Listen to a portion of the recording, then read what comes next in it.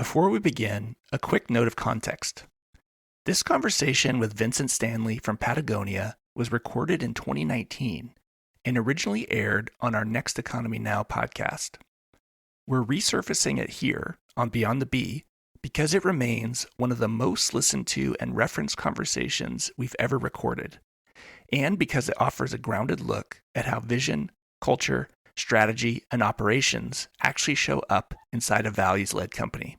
And now, on to the conversation. All right, everyone, we are back again for our fourth episode with Vincent Stanley, Director of Philosophy at Patagonia.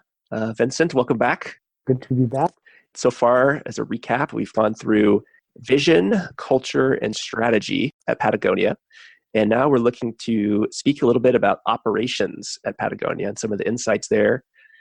And we were joking that if we run out of time, we'll talk about what's most on our mind right now and what excites us.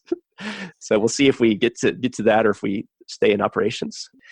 So Vincent, let's talk about goals and KPIs and annual goals, et cetera. And how do you think about that at Patagonia? Well, I think that we're looking, of course, at sales and margin goals and on-time delivery and what's our percentage of returns. All of those things were the conventional business measurements we're looking at. But we also have deeply baked into the company goals for social and environmental improvement. So the most important social goal for us these days is to increase the number of clothes that are made with fair trade certified labor.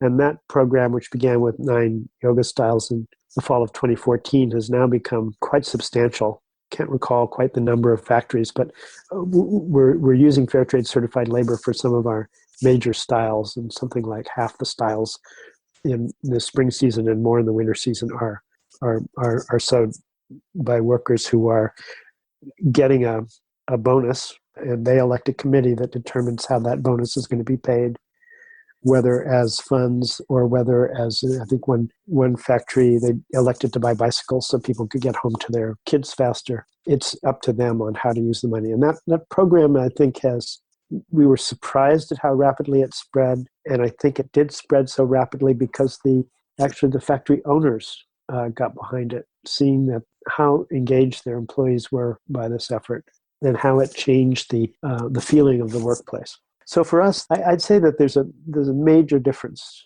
in the past 10 years in how we approach goal setting and how we approach our sense of achievement. So that 10 or 15 years ago, the environmental goals would have belonged more to the environmental department, and they would be developed by the environmental department and handed over to operations as a goal, or developed in cooperation with operations. But now I see a much stronger sense of integration, especially within the product teams, that when they know what their sales goals are, they know what their goals are for developing their product line, to develop products that are 5 to 10 years ahead of other people's products, et cetera. But they have a very strong sense also of owning their social and environmental goals, of knowing that they have to make more of their products with fair trade certified labor, that more of their products should be Blue Sign certified, that if they have any products left in their line that use virgin polyester, that they have to incorporate recycled. So I think that's a critical element of goal setting and also recognizing the achievement. And in terms of, like, one of the things that I was thinking about is, could everything you make be recycled now? Like, or is it like, what's the pressure on cost versus like the sort of environmental, like max environmental it could be, like how do you figure out that right balance for a product? Yeah. It isn't easy, but I think that when we look at a particular product and then we look at what comparable products are sold at what price, we know that we can kind of go over the top on setting a price, and we try to avoid that because it means that the product will not have a chance to succeed. But on the other hand, we also know that what we're putting into the product, we're often putting in higher quality materials that are sometimes difficult to see when it's on the sales floor. We're putting in effort to make sure that the workers in the factories and also in the mills are being paid fairly and have good working conditions. So it's also incumbent on us to communicate what we're putting into the clothes that may not be readily apparent when you look at them the first time, and to bring that across to the consumer. I think that we do less of. I think in more conventional companies, they will look at what they regard as what everybody calls the price point. Is this level of quality in this market? Is this permissible? Without testing it. And I think that we try to test that as much as possible. Not necessarily to charge more, but to make sure that we're actually making the best product and not retreating from making the best product because we're making assumptions about what people will pay. Got it. Yeah. So one of the things that brought up is, do you do customer insights for like setting the price? Like, do you get 8 people in a room and ask them type thing, or like how do you figure out what that price point is that's the right number? I don't know how we do it anymore, but I think we look at what it costs us, and we look at an ideal margin, and then we say, okay, is that? And then we look at comps for what other companies produce. So I think it's done that way rather than, it's certainly not done on the basis of going out and asking people what they'll pay, because they may not know what we're producing. Yeah. And what people say and what they actually do is different too. It can be different. So yeah, we're not producing clothes that way. So we really do. I mean, traditionally we look at the objective margin that we think we need, and then we look at the cost, and then we see how far off we are. And we might do things like, eliminate a pocket or something like that. But we're pretty sensitive to reducing the quality of the materials, and very, very sensitive to not sacrificing quality and environmental performance in order to achieve a certain price. The other thing I think that's significant, and we talked about that a little bit before, is that we do operate with tremendous constraints. A conventional clothing company can go out and use any number of off-the-shelf fabrics to produce a piece of clothing, and we operate with only a very small number of fabrics. We know they've been certified okay by Blue Sign, that we know what mills they're made in. We know how they perform. We've tested them. But those constraints also force us to really know what we're working with. And by knowing what we're working with, we can often make innovations that actually make a significant difference in the performance of a product. When you're innovative, you have much less pressure to produce a lower price, because you're not dealing with a kind of familiar expectation. When you come out with a nano-wear, there's no set idea for what that nano-wear should cost. Yeah. Just sort of a few random questions coming up is like, what's the best-selling piece of Patagonia clothing of all time? Is there something that is like, this is our clear bestseller of all time? Well, probably, I think there are a few of those, but I think the Snap Tee, Chinchilla Snap Tee, is a product that was introduced in 1987. And at the time was the most highly technical piece of insulation a mountaineer could have, and now would be regarded as sportswear or as cabin wear, because its materials have become lighter and warmer and stretchier, etc. But it's still a very popular piece. Baggies are another product that have been in the line for 30 years. Stand-up shorts, not quite the seller. Better sweaters are very, very strong for us. So the Snap Tee is like the fleece pullover? Yes, exactly. A 3/4 snap? Yeah, whatever. Exactly right. That's funny, because when you said Chinchilla Snap Tee, I was like, oh, is that a t-shirt? But because I guess it would be some sort of fleece, but it turns out it is the okay. familiar piece. And is that still, like, as of today, do you think that's still the best selling? Well, I don't know that it's the best selling item, but over that 30-year period, it's been a strong seller, and it's been a recurrent. I mean, it's been a very strong seller the last few years. It became once again a very popular piece on college campuses. So it's had not 9 lives, but about 3 of them. I want to give a shout out to the performance twill jeans I'm wearing. I have 3 pairs of these, and they're like, I don't wear any other pants now. Oh, great. So right. Well, thank you. For the stretchiness. Yeah. Okay. Back to operations.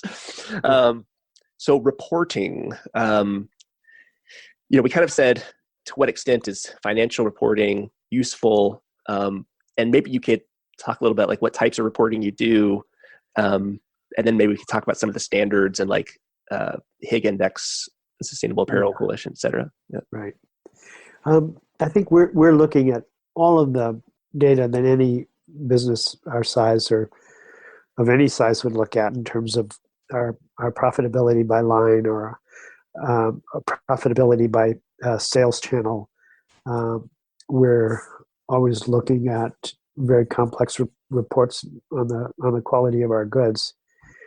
I think there are a couple of protocols that we use that we did not develop ourselves that are very useful for the company, and most companies our size would not use, and that would be the B Corp impact assessment, which is the most holistic look at the company's practices, because it tells us how we're doing with our employees, with the communities that we're doing business in, with customers, and how we're treating nature. And it's enough of a third-party look at the company that we get surprises. We find out that we're not doing as well as we thought we were doing in certain areas, and then make an effort to do improvements.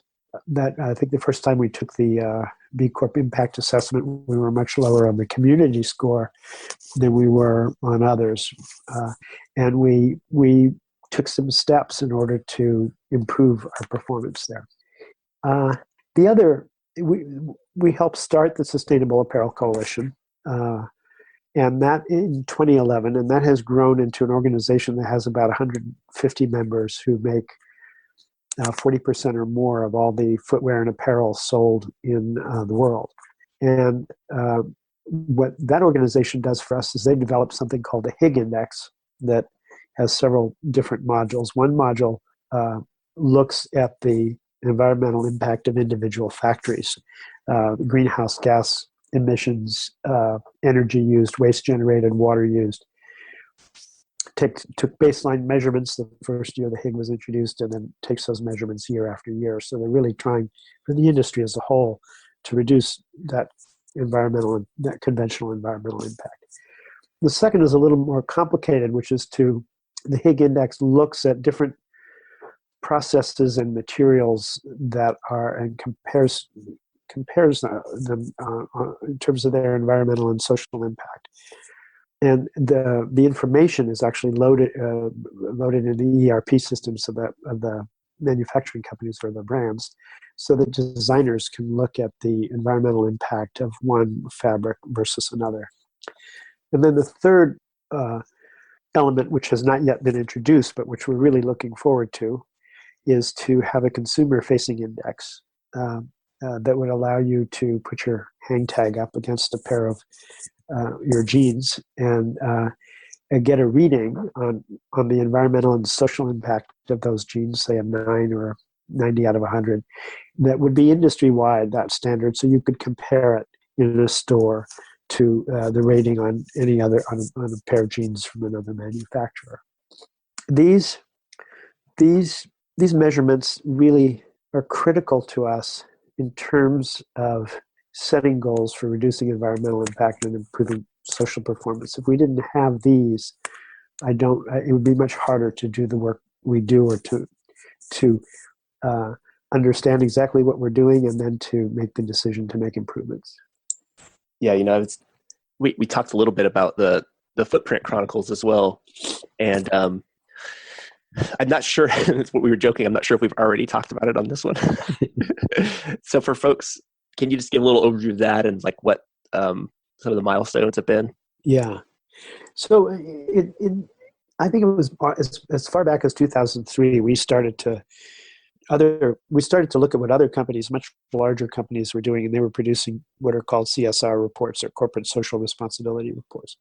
And they were using one of 3 or 4 industry standards for reporting. GRI was the gold standard at that point. SASB is the gold standard now. And I wrote up a report, and we looked at it, and we said, "No, we don't want to run this." And the reason we didn't want to run it, it was too dry. And it's not how we wanted to convey the information about what we're doing to our customers. Most of the reports, if you actually read them, they're written in fairly deadly prose, and people talk about all kinds of good they, giving to the symphony and building playgrounds and stuff like that. But there's what we really wanted to focus on was what kind of harm do we do, or what kind of efforts do we do to reduce our harm in relation to the products we make. So what we did is we decided to create something called the Footprint Chronicles, which is an interactive website. We started with 5 products that were representative of the line, and we showed the path of these products all the way from the field or the oil well through their manufacturing, through the manufacturing of the fabric and the sewing, and took it all the way to our warehouse shelf. And we talked about, it was an interesting construct. We said, okay, what do we like about this product? What do we not like? What would we like to improve? And what do we think? That was the third element. And then we grew this over time to represent about 200 different products. We also printed, I think Nike had also done this before us, but we printed all of the factories that we use. And when we produced the Footprint Chronicles, I was expecting that customers would look at it and that NGOs would come look at it. What I was surprised to find was that it became a major internal tool. And I shouldn't have been so surprised, because I knew when I was working on the Footprint Chronicles that I was learning more about how we made goods than I had ever learned in 35 years of working at the company, just because by doing this research, I was no longer silent on the marketing or the sales side. But what happened to me also happened to the employees as a whole, that everybody became smarter in our conversations, our discussions, our disagreements about how to make things and how to proceed.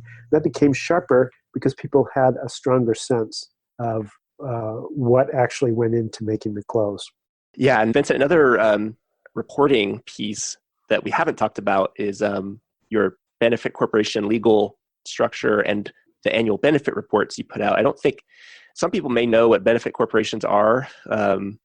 Basically legally requiring oneself to consider more than just profits. So that's sort of like a broad statement about benefit corporations, not the certification. But what Patagonia did, which I'm not sure many other benefit corporations have done, which is creating the specific public benefit purposes, or the specific benefit purposes in the bylaws. And I was just actually looking at an old, I guess it's because I wanted to see if those benefit purposes had changed over time, but I think they're the same 6 that you started off with. And so for example, for readers or listeners, 1% for the planet is your first benefit purpose. So can you talk about why is it important that it's in your benefit corporation bylaws as opposed to just a statement you make externally? Well, we became a benefit corporation because we wanted to be a benefit corporation in addition to becoming a B Corp, because we wanted to write our values into the business charter and articles of incorporation. We also wanted to articulate those values in a fundamental way, so that in the long term, the ownership of the company, that if the company is owned by the Chenard Family Trust, but in the long run, if new stockholders ever come in, that they really have to honor those values that we articulated when we became a benefit corporation.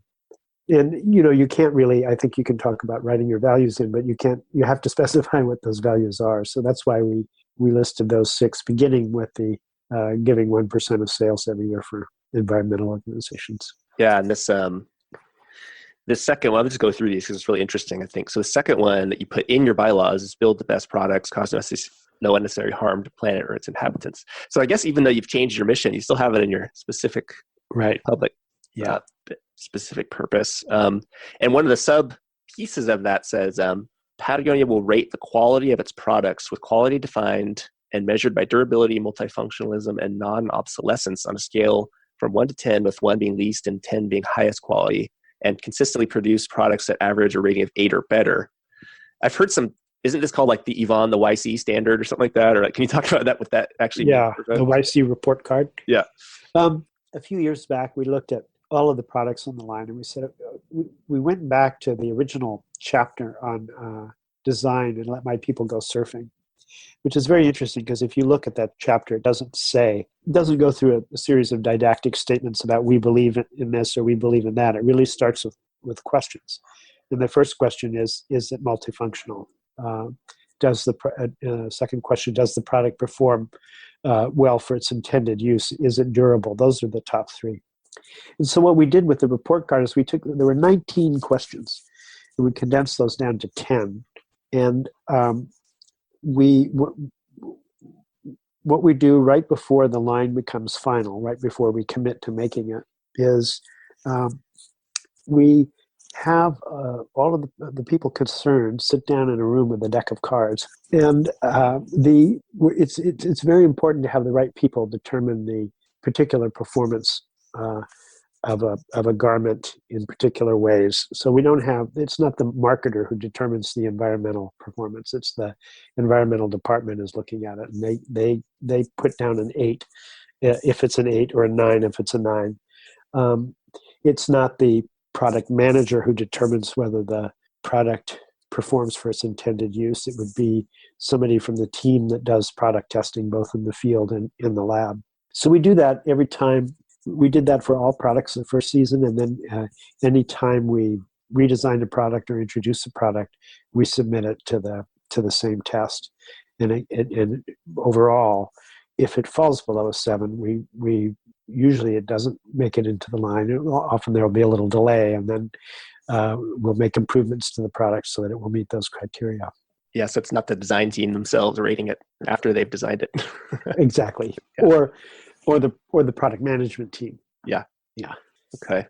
And I was just noticing that within this build the best product, cause necessary harm, there's a note in the 2017 Benefit Corp report saying that 70,337 garments were repaired globally, of which 50,000 of those were in Reno.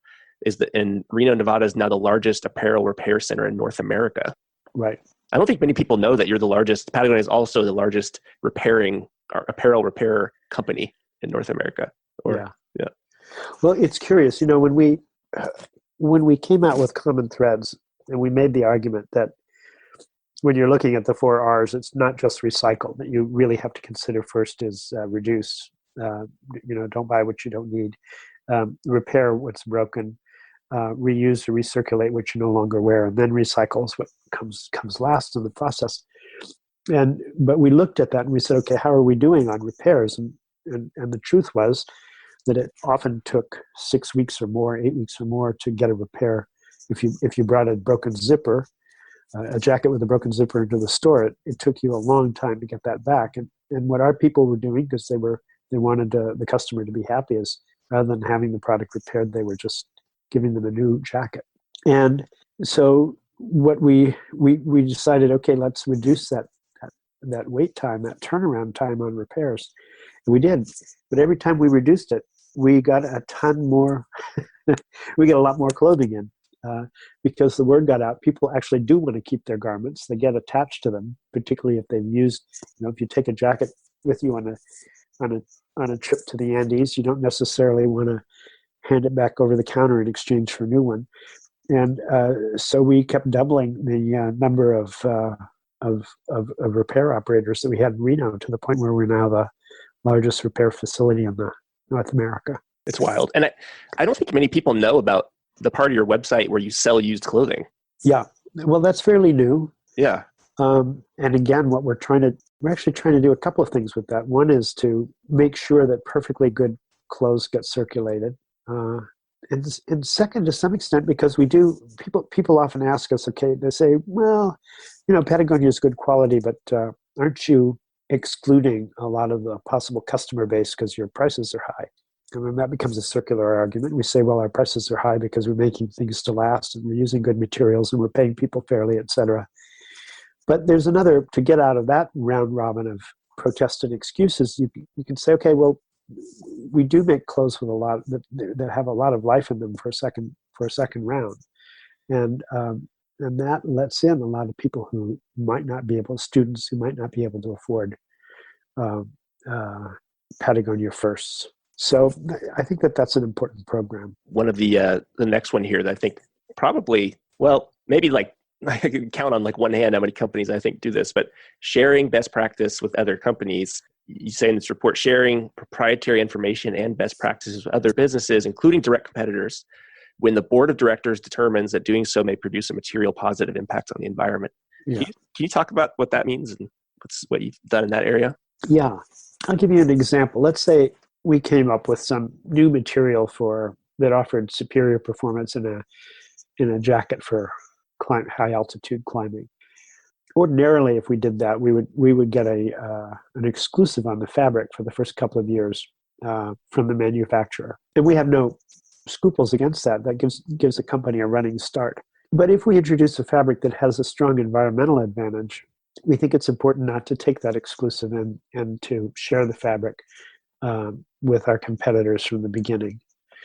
We did that with Ulex, which is a plant-based material that's a substitute for neoprene, which is really environmentally harmful. And when we came up with this material called Ulex, the alternative, we offered it to the entire surf industry. It's used in wetsuits. And I just noticed a company in Norway making leashes out of it and windsurfing socks. And our idea of spreading the technology from the beginning is there's also a good business motive because it actually commercializes the new fabric faster, but it also we feel an obligation to when it's environmentally beneficial to get it circulated as quickly as possible. And I remember Rose, I think I spoke with her in an interview with Rose a while back. She was saying that I think Patagonia had shared the waterless jeans technology. Yeah, but no one took it up because it's like, so you can share it, but it's also like you gotta have people take it up. Yeah, you can share it, but they have to take it up. It took a while for people to take up Ulex, and organic cotton is no secret, and nor did we introduce it. But not many companies have switched all of their cotton to organic. Yeah, and it sounds like some of the other things around like that in this category of workers that you've trained who were sort of not necessarily Patagonia workers, but with other brands around like chemical management practices that are associated with the Outdoor Industry Association's Chemical Management Working Group. So it looks like a lot of cross-training with people who would theoretically be competitors for an environmental benefit. Yeah, and I think also that, the word competitor, it's a funny word. Yes, we are competing with certain companies because we want customers to buy our jacket and not buy theirs, but at the same time there's a lot of cooperation. We're all want to promote responsible stewardship of public lands. We also, many of us as manufacturers are working in the same factories and have an obligation to work cooperatively to reduce environmental harm in those factories. And you have to be careful because you can't collude on labor practices, but we all have an obligation separately to ensure that labor practices are fair. So one of the things when we established the Sustainable Apparel Coalition is to look at environmental standards and say, no, we're not going to compete on those. I'm not going to make a claim that contests a particular claim by another manufacturer. We're not going to muddy the waters that way. And if we look at our environmental stewardship as pre-competitive, that this is something that we all agree to, that we take off the table of competition, and that we agree that certain standards should be met by the whole industry. That's a good thing for the planet, and it's also a good thing for the customer.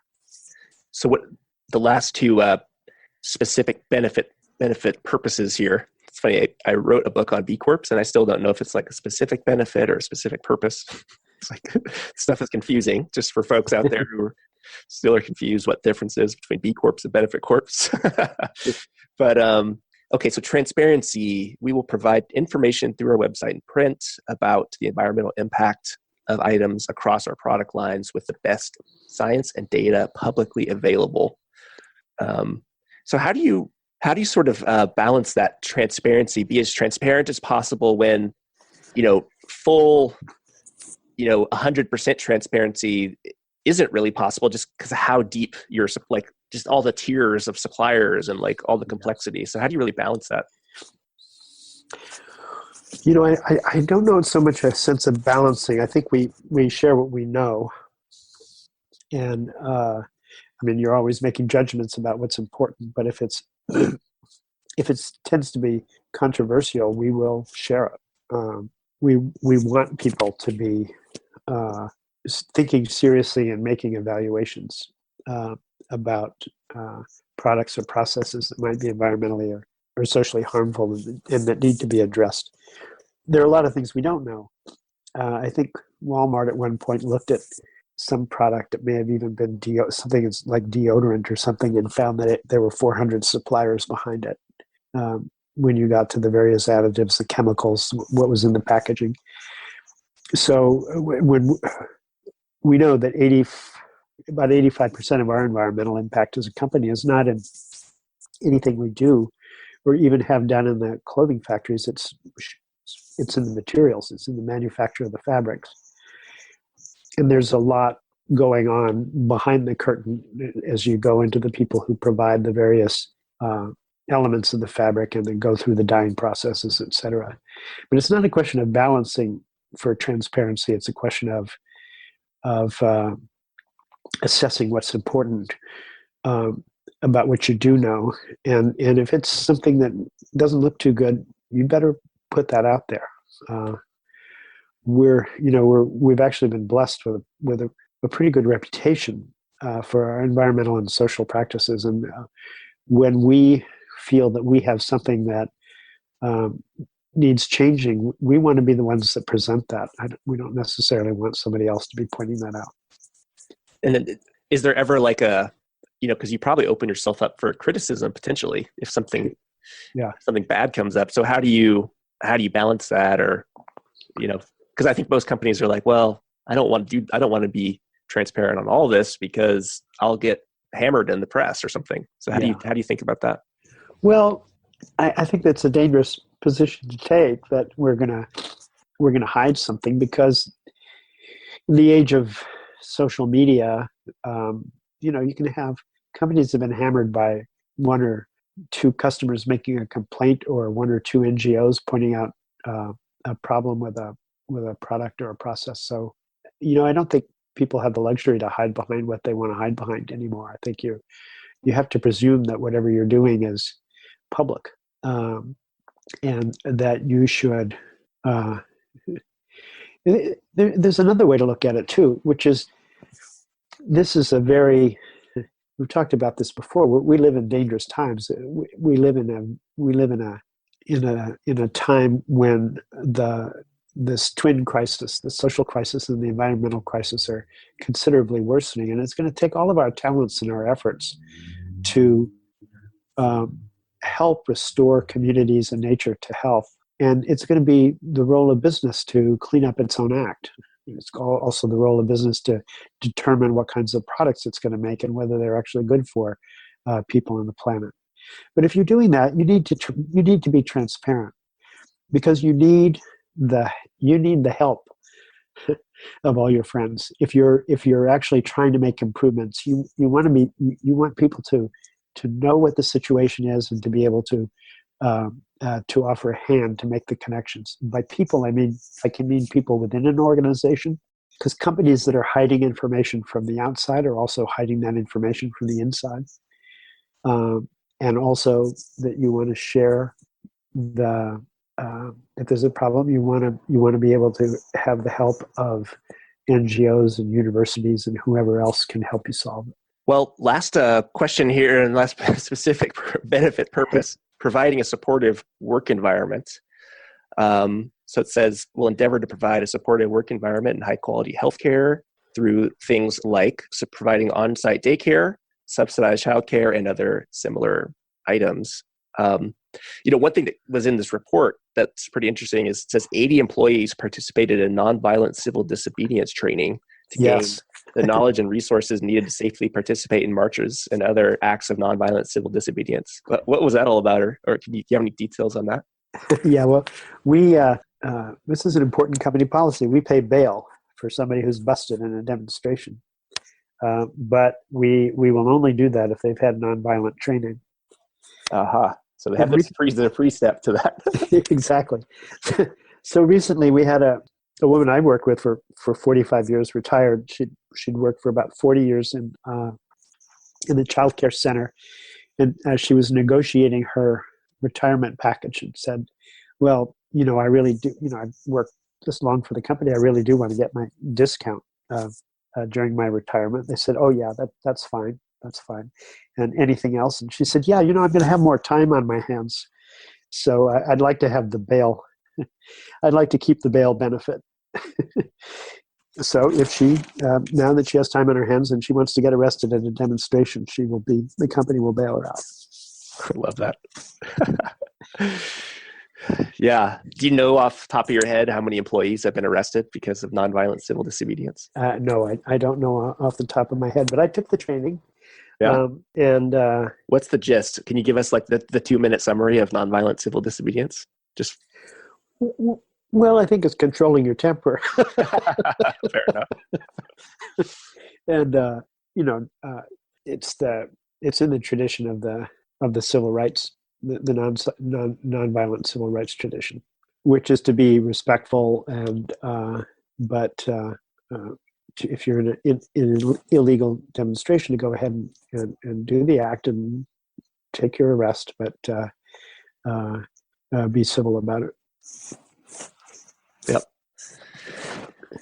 And in regards to, we talked last time about on-site childcare, one of the things that came up for me is like, how do you, because Patagonia is so well known for on-site childcare, but say I'm a retail employee in Palo Alto or something, how do you scale benefits? Do they get subsidized childcare at all? Or how do you, if you're not on-site in Ventura or Yeah, we provide benefits for people who are not on site. We just introduced childcare a couple of years ago to Reno, which is where our warehouse is, and but that's the only other place where we have on-site childcare. This other note in the report says scaling benefits can be difficult because everyone knows pretty much that Patagonia has on-site childcare, and so when so many people want to bring their kids to work, it can put pressure on capacity and quality. So I'm curious, have you seen that at all? Like sort of having to really scale up the childcare services in Ventura or Reno because of just so much demand for the childcare facility? Yeah, I mean it varies. We have baby booms, and I'm sure that's not intentional, but it will happen that we'll know that in 9 months we have to provide a lot more care in the infant room. So we can plan for that. But we haven't really compromised the care. It is a really good program, and it's a very low ratio of childcare providers to kids. So it's expensive to run. But I think it's interesting what I see. I'm not a father, but what I've seen in observing the child care over the decades is we have an interesting twin goal of producing kids who are pretty self-reliant and at the same time well socialized. So you have kids who are very confident about being able to interact with other kids and with grown-ups. And on the other hand, you have kids with a strong sense of themselves. We have a lot of emphasis on taking risks. This is not you have a society now in which a lot of parents are afraid to let their kids touch the ground because there are so many things to be afraid of. And so navigating that and raising kids who can inoculate themselves against danger rather than just avoid it is really important. Yeah. The maybe in the last 10 or so minutes here, one of the things we had that sort of dovetails with the flood of people who want to bring their kids to Patagonia is hiring generally. And we'd sort of talked about from a process standpoint, there being a lot of pieces in place around the hiring and training to get someone up to speed. Can you speak to what sort of steps go through to get someone sort of up to speed at Patagonia? I think over the last few years, we've been able to really improve the hiring and training process. So it's very difficult to get hired at Patagonia for when we have a lot of applicants for each position. And second, if you get close to being hired, you're subjected to interviews not only with your potential boss and your boss's boss, but also the people who would be working for you, the people who would be working with you, and often people who aren't in your department, but that you would have regular interactions with in the job that's up for grabs. So that process takes a long time, several phone interviews, and then sometimes 3 visits to Ventura. And then the onboarding process is pretty complicated. We do take people climbing for an afternoon and surfing. Every new employee goes through a philosophy class with me. It's a 3-hour session in which we talk primarily about what does quality mean at Patagonia, and also what has been the environmental journey. What is the significance of environmentalism at Patagonia?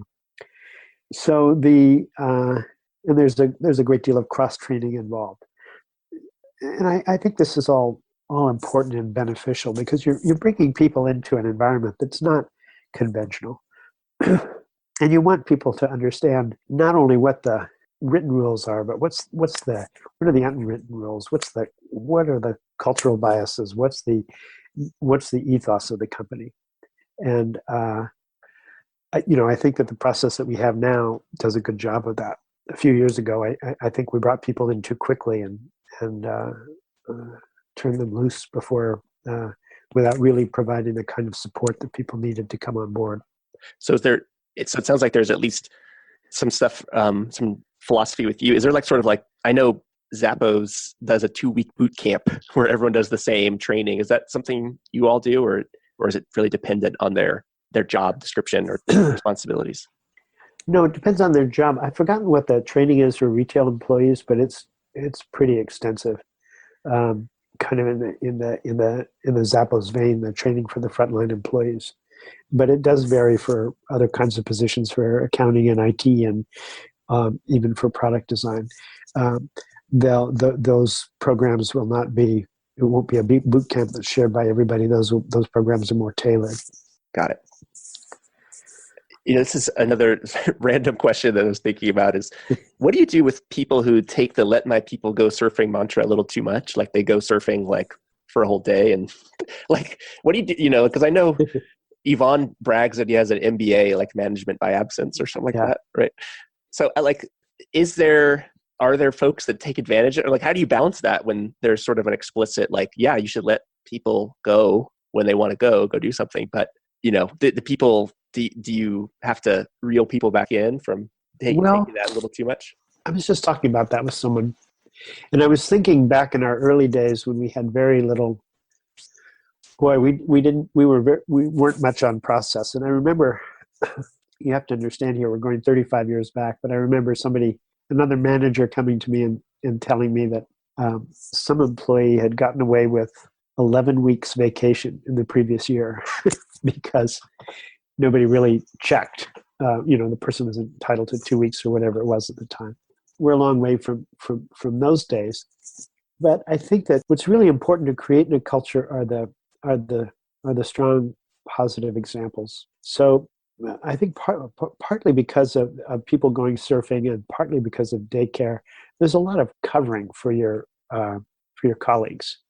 That if the waves are good and somebody wants to be out for 2 or 3 hours, you will make sure that person can do that. If people are very good about covering for family leave, which is 4 months for fathers as well as mothers. So there's a positive example there of working hard, of cooperating, of letting people take the time they need to do their individual thing. But there's also, I think, a kind of concomitant pressure, which is, okay, I'm given this freedom, but I am also working hard. Now, there are going to be some people who don't subscribe to that, and then it's a matter for them and their manager to have discussions. But I think it's more important, rather than to create a culture in which slacking is not permitted, it's more important to create a culture in which all the good things are encouraged. And then I think that people tend to look at that, and they say, people look at what goes on and they say, what are the real rules, as opposed to the rules that are written down? What do people tolerate? What is honored here? What will earn me merit, or earn me the goodwill, or earn me advancement in this company? And the message is that hard work will, but also and also being cooperative, also covering for people, also working with as little ego as possible and as much as possible for the common good. Yeah, one of the things I was thinking about, I didn't know if I had asked earlier. I don't think I have, but around lobbying, and you'd mentioned Patagonia, or the child. We talked about childcare benefits, and in the Winners Take All, book that we spoke about, I think maybe the first session, one of the critiques on the author has of some companies is, we have great employee benefits, but what are we doing to lobby or change laws to and so I'm curious how you think about maybe California has paid family leave, but do we need to lobby for more? Or I'm just kind of curious how you approach policy and lobbying and trying to get laws changed. Yeah, no, I think it is important to advocate on issues in which you feel strongly and know something about. We did testify on behalf of the family. Now we're forgetting the name, but the Family Act that provided for finally a kind of minimum reprieve for parents of newborn kids, and of course we have testified quite extensively on behalf of environmental organizations, and then we've sued on behalf of Bears Ears and Grand Staircase Escalante. And I think it's important to, and I think as we become larger, we'll probably take more public positions. And I think our sense with this administration is that it's very important to take public stands on the things we know about and that are important to us. Has Patagonia ever given to officially as a business to political candidates? Yes. Okay. We did in the last election. We were actually prevented from doing so as a company, as all companies are, until the Citizens United decision by the Supreme Court. But in this last election, we endorsed two candidates, John Tester in Montana, who was running for re-election and had a really good record on public lands issues, and then also for the Democratic candidate in Nevada. And similarly, she had a really good record, and we felt in these two cases that it was very close to the bone, that these were issues we knew strongly about, and we should endorse them. They both won, which was gratifying. But you don't have a K Street lobbying firm in Washington D.C. now that you guys have on payroll? No, we don't. No. Okay, well, we have our the last thing on here is financial transparency, and would you speak at all about what you see the responsibility of the company to be transparent, or how you go about it at Patagonia? Yeah, it's interesting actually with numbers. We're not very, since we're privately held, we're not obligated to reveal our sales figures, and we don't. But internally, we're very transparent about the numbers, and we think it's important that everybody in the company understand them, and so we communicate them to every employee. Interestingly enough, you can always find out how much Patagonia is selling, because we're very upfront about how much we give to environmental causes. So you can extrapolate, just take that 1% figure we give you for what we give for environmental causes, and you can figure out how much we're selling. Yeah, I have noticed that it seems like folks I've talked to at Patagonia are shy about saying when it's reached $1 billion in sales. Yeah. Is there a conscious, we don't want to talk too much about getting to $1 billion or something like that? Or is that just more of natural humility or something? It was. I mean, I think there are a couple of things. One is that we're we don't as a policy talk about our sales and profitability. But second, I think that there was a sense in the company both, oh my gosh, we're getting to be $1 billion, and that means we're a certain size that we never thought we would be. And also there's a kind of oh shit feeling that you're really, that what you do really does make a difference.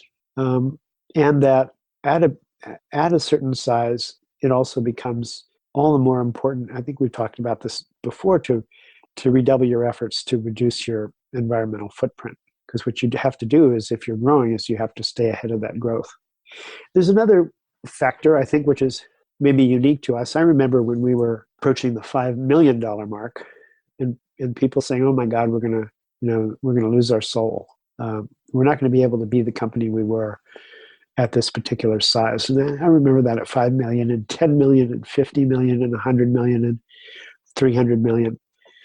And in each case, I think that the company kind of adjusted that. It still felt as though, not that the corporation has a soul, but the company has a soul. I think the aggregation and the community of people there. So this was another milestone, like 5 million, 50 million, and 100 million. And how do you stay true to yourself when you're successful in that way? Yeah, I think the soul is called Elon. Well, I mean, it's obviously more than that, but I imagine if you had a different CEO or a different owner at each of those, it might feel different. Oh, sure. But it's interesting when you have. I think we have about 600 people on the campus in Ventura, so there's absolutely no question that Yvon set the tone, allowed this company to flourish in the way it has. But he also had to be successful in allowing this culture to realize itself, because he couldn't have done it on his own. It's also the collective work of all the people who work there. Well, Vincent, I think we're probably at time. Hey, Beyond the Bee listeners. If you're looking for even more inspiring conversations with leaders on the front lines of our movement towards just futures, be sure to subscribe to Next Economy Now, produced by the team at Lift Economy. Next Economy Now broadens the focus beyond the B Corp movement to highlight the leaders who are taking a regenerative, bioregional, democratic, equitable, racially just, and whole systems approach to creating the new economy. Check out our latest episodes at lifteconomy.com/podcast. You can subscribe to Next Economy Now on Apple Podcasts, Spotify, YouTube, or wherever you get your podcasts.